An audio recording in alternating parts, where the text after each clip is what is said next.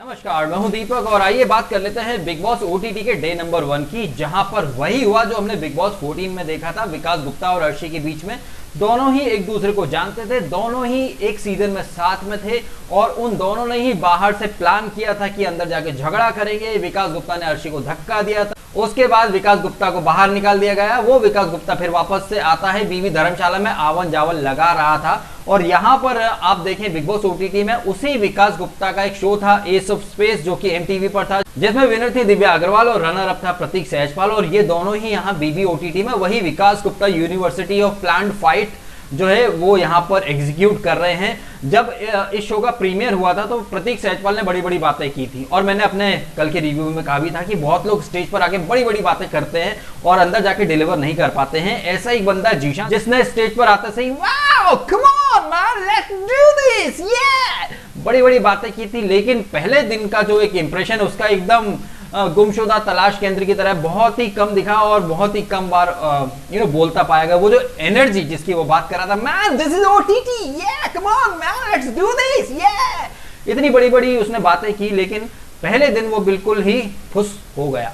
वहीं एमटीवी के S of space के विनर और रनर अप दोनों ही पहले दिन का कहीं ना कहीं मैदान मार गए हैं। ऐसा लग रहा था कि पहले दिन का जो एपिसोड है उसमें सिर्फ दिव्या और प्रतीक ही हैं हीरो हीरोइन के रूप में, लीड पेयर के रूप में, बाकी सारे ही सेकेंडरी कास्ट में हैं। और कहीं ना कहीं पूरा जो दिन है वो इन दोनों ने ही डोमिनेट किया है। तो पहला जो दिन रहा बीबी ओटीटी का वो प्लान्ड फाइट के रूप में गया है, जहां पर दिव्या और प्रतीक दोनों ही लड़ रहे हैं। हालांकि दिव्या के मुताबिक प्रतीक पहले उसे बहन बोलता था, अब ऐसा कौन भाई होगा जो अपनी बहन से खामखा में लड़े। और ये चिंदी पिंदी बातों के इश्यू कोई मेजर फाइट नहीं है, ये सारी चीजें जो विकास गुप्ता यूनिवर्सिटी से इन लोगों ने सीखी हैं, ये वही कर रहे हैं कि मुझे दिव्या के हाथ की बनी चाय नहीं पीनी, मैं अपनी चाय खुद बनाऊंगा, मुझे मेरे मम्मी पापा ने सिखाया है, आई एम सेल्फ सफिशिएंट, मैं क्यों किसी के हाथ की बनी चाय पीऊं, कल को ये बोलती कि मैंने तुझे खाना खिलाया मैं क्यों खाऊं, नहीं ऐसा नहीं करना वैसा नहीं करना। भाई खाने पीने को लेकर इन दोनों की जो फाइट है वो इतनी ज्यादा मतलब पकाऊ हो गई थी कि जो घर का कुकर था वो कुकर ही फट गया। और वो कुकर भी कह रहा होगा यार ये तो इतना मतलब देखा दिखाया वाला ड्रामा है कि कुकर ही फट गया, कि घर वालों से तो कुछ हो ना पाएगा, वो तो फटेंगे नहीं,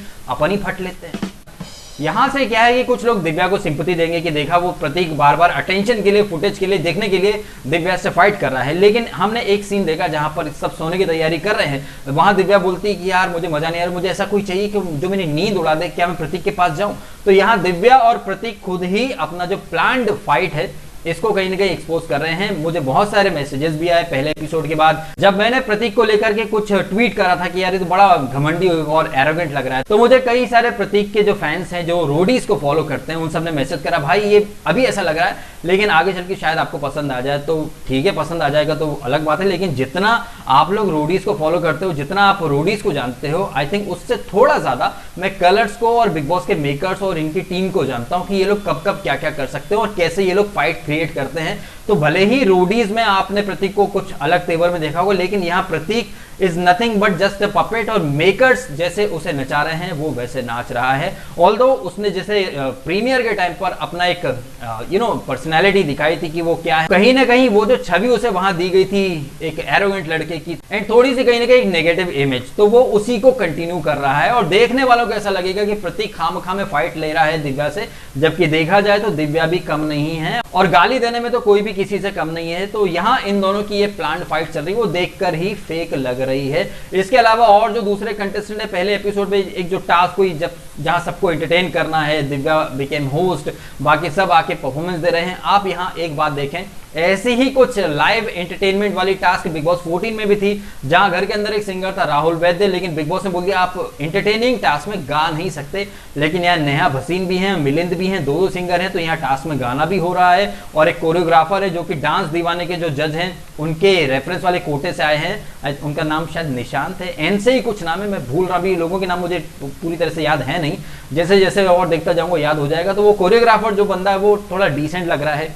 मिलिंद गाबा यहाँ पर लड़कियों को डिकोड कर रहा था, जैसे बिग बॉस 12 में रोमिल चौधरी दीपिका को और वो नेहा पेंट्स और बाकी लड़कियों के बारे में अपना एक एनालिसिस दे रहा था। तो यहाँ मिलिंद गाबा कहीं ना कहीं एक मास्टरमाइंड वाला उसको कैरेक्टर मिला है। और प्रतीक यहाँ पर वही पारस छाबड़ा जैसा जो कैरेक्टर था पिछले सीजन में, सीजन 13 में, एकदम कूल डूड स्टड और खाम उसने स्टार्ट में आसिम से पंगे लिए थे।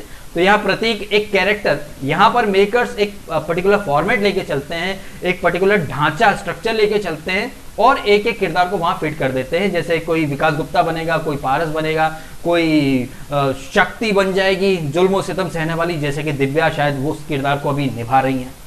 तो कोई इंसान होगा जो पूरा सीजन रन करेगा अपने शोल्डर पर, लेकिन शायद उसे ट्रॉफी नहीं मिलेगी। ट्रॉफी तो बिग बॉस 15 में जो कलर्स के बहू और बेटे आने वाले हैं शायद उन्हीं के नसीब में होगी।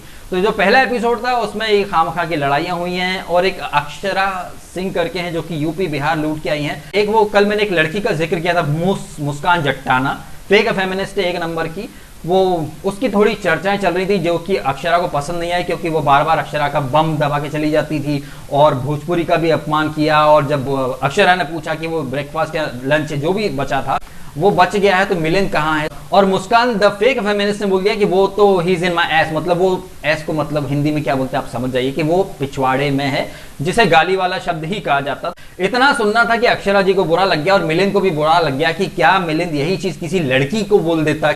तो ये सारे फेक फेमिनिस्ट लॉबी जो है वो बहुत ज्यादा हाय तौबा मचाना शुरू कर देते हैं और अक्षरा जी वहां पर रो रही हैं। अक्षरा जी एक कनेक्शन है प्रतीक का, लेकिन देखा जाए ओवरऑल तो प्रतीक सबसे ज्यादा कनेक्टेड है दिव्या से, उससे फाइट कर रहा है, लड़ रहा है, झगड़ रहा है और दिव्या को भी कहीं ना कहीं चैन नहीं पड़ रहा है प्रतीक के बिना, रहा भी न जाए सहा भी नहीं जाए। ये दिखावे की लड़ाई है और कहीं ना कहीं बाहर से ऑलरेडी प्लान करके आए हैं कि लड़ना है, फुटेज लेना है। पहले दिन का इंप्रेशन तो ये राकेश बहुत कम देखे, करणनाथ जो है वो डबल ढोलकी बनते जा रहे हैं। वो प्रतीक के साथ भी एक टीम बनाना चाहते हैं, वो दिव्या को भी कहीं ना कहीं ब्रेन वॉश ही कर रहे थे या ये कहीं समझाने की कोशिश कर रहे थे कि यार उससे फाइट पिक मत करो, वो तो ऐसा ही है, वो फुटेज ले रहा है। बाहर आकर वो प्रतीक और ये जीशान इन सब के साथ और नेहा भसीन के साथ हम ईमानदार हैं, हम ऑनेस्ट हैं, चलो हम टीम बना लेते हैं। तो वो दोनों ही कश्तियों में चलने की कोशिश कर रहे हैं।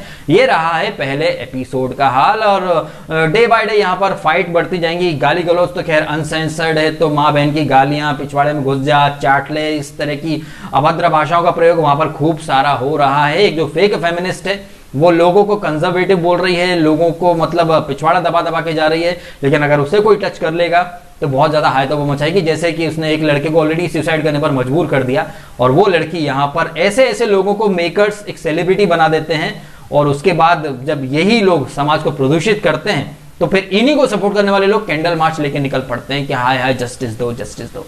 शर्म आनी चाहिए कलर्स वालों को, जैसे फेक फेमिनिस्ट गर्दों को उठा के ले आते हैं और इन्हें रातों रात सेलिब्रिटी बना देते हैं। इससे अब हो क्या रहा ना कि एक जमाना था जब माँ बाप अपने बच्चों को IAS, IPS, डॉक्टर्स, इंजीनियर्स बनाया करते थे। आजकल ये मुस्कान जट्टाना जैसे या फिर MTV के जो लोग आते हैं उन्हें देखकर हर माँ बाप अपने बच्चों को ये बोलेगा भाई रोडीज बन जा, रोडीज बन जा। ऐसे रोडीज बनेगा तू, जा गाली दे, जाके जा चड्डी पहन के एयरपोर्ट पर चले जा, जा किसी लड़की के ऊपर फेक एलिगेशन लगा दे, जा नंगे होकर वीडियो बना ले। ऐसे रोडीज बनेगा तो कलर्स में आ जाएगा, फिर क्या बस और क्या भाई, डॉक्टर बनेगा, इंजीनियर बनेगा तो कुछ हजारों की सैलरी वगैरह पाएगा, खुद का क्लिनिक होगा तो थोड़ा ज्यादा कमा लेगा। लेकिन रोडीज बन के तू बिग बॉस में आएगा, फिर तेरी भयंकर फैन फॉलोइंग बनेगी, फिर तुझे लाखों करोड़ों रुपए कमाने को मिलेंगे, वो भी एक एक हफ्ते के, एक एक महीने में तो लाखों करोड़ों कमा लेगा। इतने तो लोग 10 साल में नहीं कमा पाते। तो ये जो एक एग्जाम्पल हमारी सोसाइटी के ऊपर थोपा जा रहा है ये आप स्वयं देखें और तय करें। और हाँ, प्रिविलेज वाले लोग, शमिता शेट्टी बिग बॉस 3 में भी आई थी, इतनी प्रिविलेज धारी है कि बहन की शादी थी तो शो छोड़कर बीच में चली गई थी, उन्हें यहाँ दोबारा मौका मिला है। और वो भी आप ये देखिए कि शमिता शेट्टी अभी शिल्पा शेट्टी के सपोर्ट में बड़ी बातें कर रही थी कि प्यारी बहना मैं तुम्हारे सपोर्ट में हमेशा मौजूद हूँ,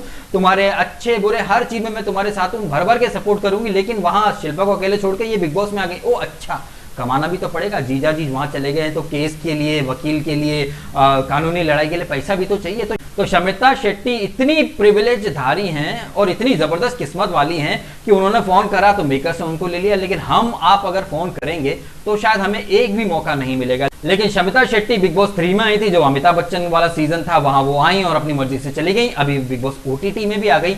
उसके बाद लोग बोलते थे यार नेपोटिज्म नहीं है या फेवरेटिज्म नहीं है। मुझे याद है बिग बॉस 14 में जब राहुल वैद्य की दोबारा एंट्री हुई थी तो बिग बॉस ने कहा था और राहुल आपको पता है बहुत ज्यादा लकी है, बिग बॉस के घर में दोबारा आना हर किसी के बस की बात नहीं है, हर किसी की औकात नहीं है, क्योंकि ये मौका किसी को नहीं मिलता है। लेकिन उसके तुरंत बाद बिग बॉस के घर में बिग बॉस को धर्मशाला बनाने विकास गुप्ता बार बार आता है, जाता है, आता है, जाता है। यही नहीं, इसके बाद अर्शी भी वापस आई जो कि एक सीजन कर चुकी थी, राखी सावंत भी वापस आई, दोस्तों भी वापस आया। तो ये जो प्रिविलेज है, ये कलर्स के जो लोग हैं, मेकर्स हैं, ये सिर्फ कुछ सिलेक्टेड लोगों को ही देते हैं। जनता को ये मौका क्यों नहीं मिलता भाई? देश के करोड़ों लोग ऐसे हैं जिन्हें पैसे की बहुत ज्यादा जरूरत है, जो कि पैसे के लिए दिन भर मजदूरी करते हैं, तब जाके 500-1000 रुपए कमा पाते हैं। लेकिन शमिता शेट्टी जो कि कुछ नहीं करी थी, घर बैठी थी, लेकिन लाखों रुपए उन्हें पर वीक के मिलेंगे। भाई ये प्रिविलेज, ये अपॉर्चुनिटी आप जनता को क्यों नहीं देते हो? ये प्रिविलेज सिर्फ कुछ लोगों को ही आप क्यों देते हो? और उसके बाद सलमान खान जैसे लोग मुंह उठा के बोल देते हैं नहीं, यहाँ कोई नेपोटिज्म, भेदभाव, पार्शियलिटी नहीं होती है, यहाँ जो भी कुछ होता है पब्लिक तय करती है। मैं जानना चाहूंगा कि वो कौन सी पब्लिक है जो शमिता शेट्टी को लेकर के तुम्हारे यहाँ छोड़ गई, मुस्कान जट्टाना को तुम्हारे यहाँ लेकर के छोड़ गई?